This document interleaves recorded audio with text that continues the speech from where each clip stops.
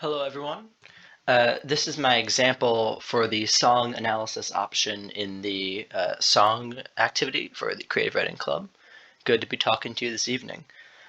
Before I kind of go into my song, there's a couple different ways that you can do this. You can either submit a document where you've written, insightful comments about the lyrics or the meaning or the devices or whatever it is that you get out of the song, either in enjoyment or in learning from it as a writer. Or you can come into the club meeting and we'll put the song on the board and you can just talk about it, either by, writing on the board with the dry erase pen and pointing things out, or by just narrating over it. Um, and, of course, there's the other options too. There's the writing the song, there's the free write. I'm just specifically talking about the song analysis portion, kind of the way we have that intended to go. So to get into my example, the song I'm picking is Time by the band Pink Floyd on the very famous album Dark Side of the Moon from 1973. I'm sure you all know the incredibly iconic cover. Um, this is my favorite Pink Floyd song. I've listened to a lot of their stuff. I'm not just someone who's listened to the most famous album of theirs, and yet with the only one that's close being Dogs on the album Animals. Time remains my favorite song of theirs. It is really, really good. Um, I actually cannot listen um, to it after I've like wasted a day because it really hits me really hard. Sometimes to reverse that though, I will sometimes seek it out after I've wasted a day to kind of chastise myself or like wallow in that feeling and also to motivate me because it is strangely motivating. Basically, the song is kind of an existential crisis and it covers the relentlessness of time and of aging. And I can kind of motivate myself by listening to it because I don't want, my life to go to waste, to pass me by. To give a little bit of background on the album, um, there's a couple different interpretations of it. The one that I favor is that it covers a person's life from birth to death. And I've also heard the interpretation that it is the descent into madness of somebody. This topic, which I mentioned, is kind of a very existential feeling of your life passing you by, obviously fits into both of those. That will definitely drive someone mad. And if you follow that interpretation of the life cycle, it kind of fits right in that middle age bracket where the midlife crisis usually happens. Um, Also, so, the focus for this is going to be on the lyrics because as writers, that's what we can gain the most knowledge from in terms of our writing, our prose and poetry and songs. But you can also discuss what it actually sounds like. Um, so, it kind of opens with this buildup of like a million, ticks, and there's this like ear-splitting sound of a million clocks going off. If you're dozing listening to this album, that'll definitely wake you up. And there's kind of this metronome, there's the drums, there's some kind of synth going on, and there's this amazing drum break into the first stanza. So, as is planned, I'm going to zoom out here and let you all kind of see what we're working with. Pause the video, perhaps, and read the lyrics before I analyze them at all, so that my biases don't color your analysis of the song. Okay, all right, now we're back. I'm going to zoom back in over here. So this first stanza, I'm going to use it to kind of show that just how poetry does not have hard and fast rules, songs are even more freewheeling than that. So in poetry, you don't need to have the same number of syllables for every line. But the same is true to an even greater extent for songwriting. All of the lines in this stanza, or verse rather, and since it's a song, range from 11 to 13 syllables, so not the same. However, it does kind of demonstrate that it's a good move to keep your lines to about the same length so that you don't, surprise the listener of your song or the reader of your poetry with a line that is suddenly like a monologue in the middle of a bunch of short lines. And, that's why they're roughly equivalent. To get into the actual content here, there's a lot of internal rhyme in the song. Like right off the bat, we have away rhyming with day. And we also have some end rhyme, of course, with day and way and way. One would think that you shouldn't rhyme to the same word, but this shows that if you know what you're doing, if you have a clarity of purpose, you can kind of get away with anything. It might look amateurish, but the lyrics are so good it doesn't even matter. And also, since it's a song, the music can kind of cover for that a little bit. Back to the internal rhyme, though. Internal rhyme is a really helpful tool when you're writing, even if you're writing prose, if you want kind of clever prose, because it really gives your lines and your sentences and your stanzas or verses this kind of coherency and unity to them, because they sound very similar, and it's almost like a little callback that you will often go subconsciously, but it'll make everything kind of sound right. It's a very useful tool in your arsenal. To actually analyze, the meaning a little bit, this line in particular, it always kind of speaks to me about this sense of purposelessness that is kind of in our generation, in our age. And I'm not using that as our generation bad type thing. I think every generation feels that to some extent, especially as they're young and teenagers. Obviously this song was written decades ago, and I particularly think of the lost generation of the early 1900s. But I do really think that, at least in my experience and for those close to me, there is this feeling of searching for the purpose, searching for something that will give our life meaning, or rather waiting for that thing to come to us. I really do think, though, that, if you wait for too long, then you might find that you haven't actually done a whole lot with your life, in 10, 20 years. And, as scary as it sounds, you can't just sit there and wait. Sometimes you have to get out there to search for it. And you might not find it, but, we look for that purpose, in sometimes it's figures, it's movements, it's whatever. And other times it's internally. But I think that the important thing is that we don't let that waiting for that perfect thing stop us from doing anything with our lives. But that's just my personal analysis. So these dashes right here, they are not part of the official lyrics. I've added them to kind of make the point that, especially in songwriting, but also with poetry, you don't need to have one sentence or one clause per line. That's often the impulse. It's very simple, especially when you're writing the song. But, here you have, there's actually, in the official lyrics that I found, or the lyrics that I found, there's just nothing there. Over here, this is one sentence. It does fit grammatically, but the way they kind of deliver it is as two clauses. And here there is a comma. The impulse is usually just to make it simple, but you can fit multiple, 2 to 3 clauses in your line, or you can have, of course, a long line that fits multiple things. It's just a good thing to remember. Conventions really don't mean anything, and even especially in songwriting, when there really are no conventions, everyone writes songs differently. I also like to comment that there's no rhyme here, and rhyme is very optional in songs and in poetry, but especially in songs. And it also shows, a lot of people think, oh crap, I made this rhyme scheme in this first stanza, I have to carry that into the next one. You really don't. Rhyme is great, but it's really not necessary. And just if you set up anything, it's okay to remove that later. A lot of people think they set up a certain sentence structure and they have to keep that pattern. It can be good, but if you know why you're getting rid of it, then it's a good move to get rid of it if it's not serving you.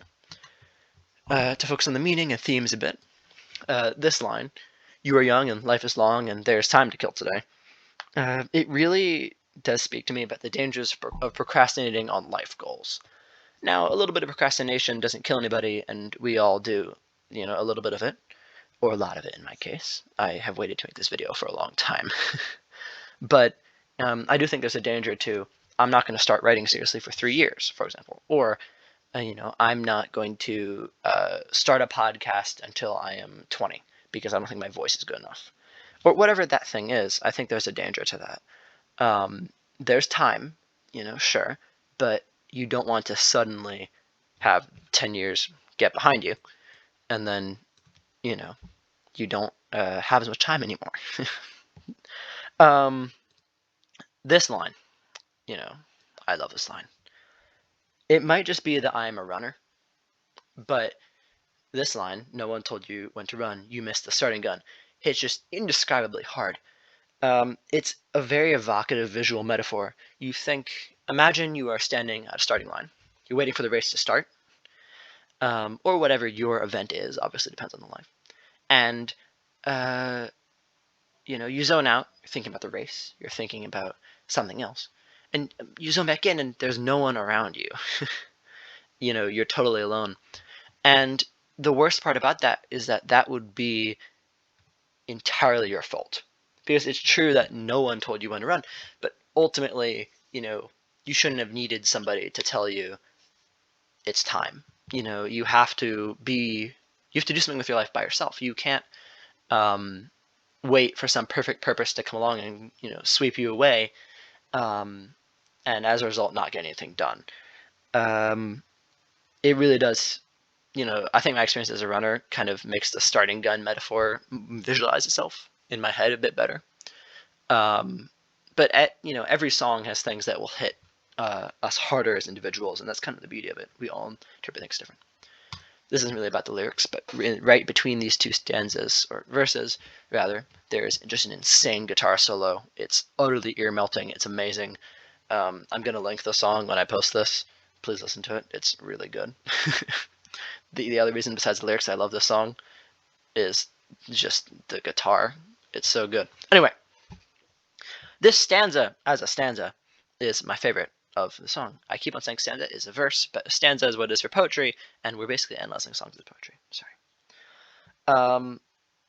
So first of all, I'll talk about kind of the components of it first before I go into the meaning.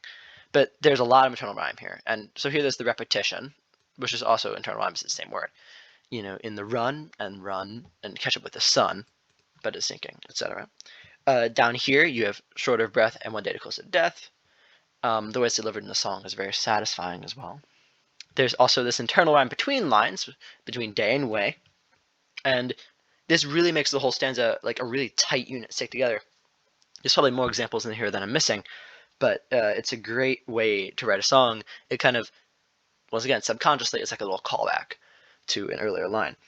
But the reason why I love this stanza is it's just an incredible like visual imagery metaphor thing that just really kind of express itself, because just hearing this, especially with the music, you can just picture someone running as hard as they can, away from the sun, and the sun overtakes them, passes down, goes back around the earth, laps them like they're running a race, comes back down, and in the process, despite working as hard as they can, this person is tired and older, and yet the sun is not affected. The sun is impassionate, and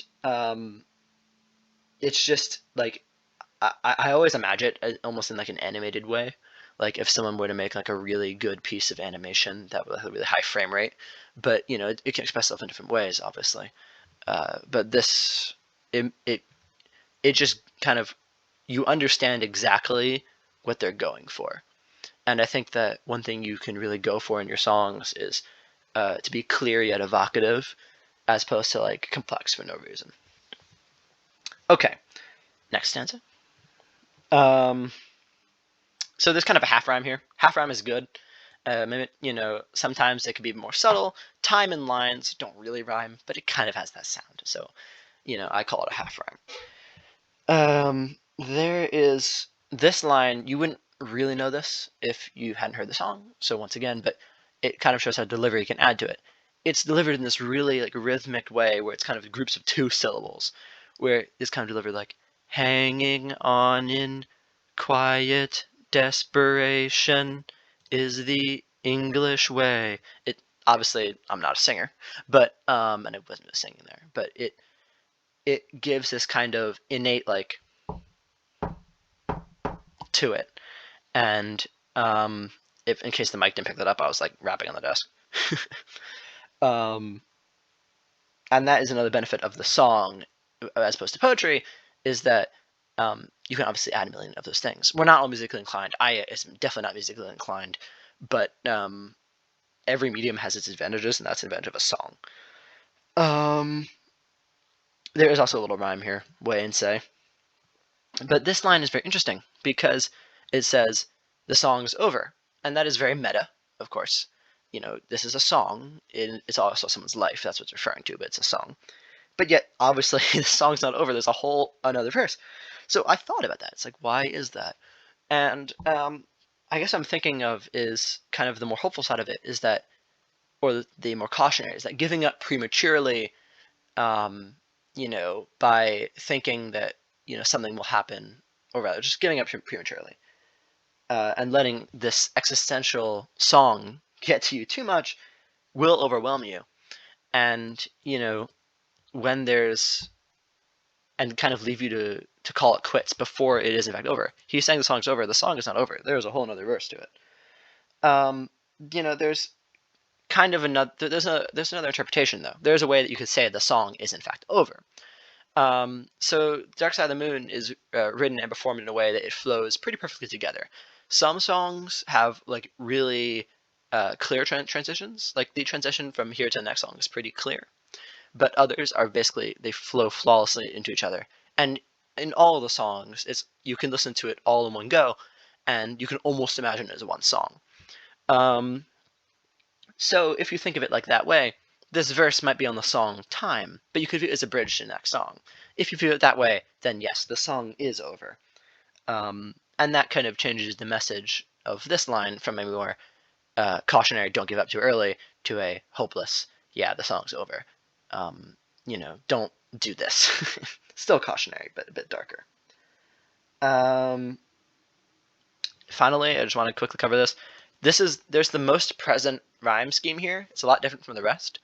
You have again and can. You have tired and fire.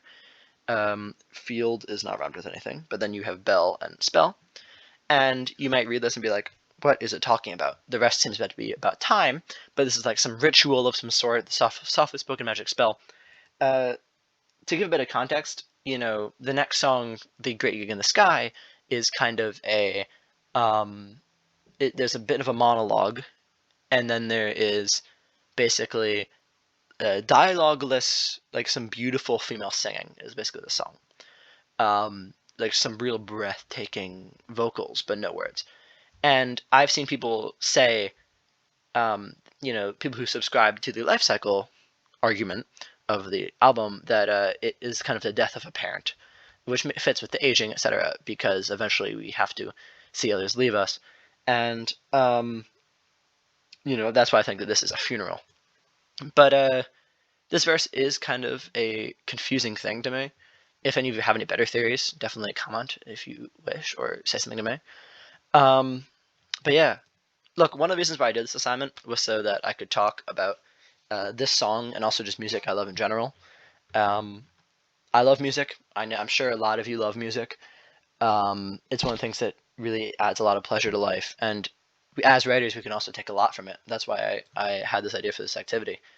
I hope that whether you analyze a song like this, or whether you decide to write a song, or do free write, of course, I hope you can kind of look more intentionally at music, not losing the enjoyment of it, of course, but to kind of learn ways that you can grow as a writer, but also grow as a person, of course, looking at the themes, looking at the messages. It was really a pleasure making this video. I've been procrastinating on it for a long time, but this was very enjoyable to talk about it. I love talking about things that I'm passionate about, and I hope that you can find a way to do so in this club as well.